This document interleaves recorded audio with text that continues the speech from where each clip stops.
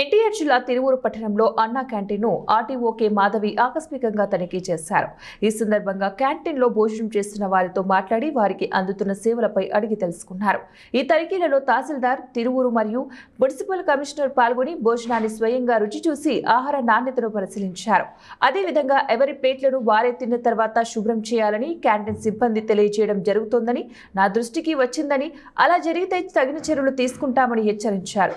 పరిసరాలు శుభ్రతపై ప్రత్యేక దృష్టి సారించి వినియోగదారులకు సరైన శుభ్రమైన ప్లేట్లలో భోజనం అందుతున్నాయా అని పరిశీలించారు.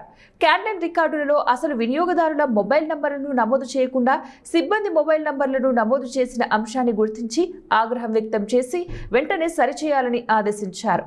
అన్నా క్యాంటీన్ పరిసర ప్రాంతాల శుభ్రతను కూడా తనిఖీ చేసి పరిశుభ్రతను మరింత మెరుగుపరచాలని సూచనలు చేశారు.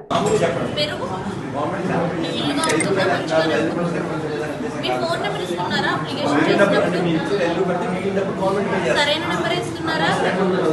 5 రూపాయలు ఎక్కువ తీసుకుంటున్నారా?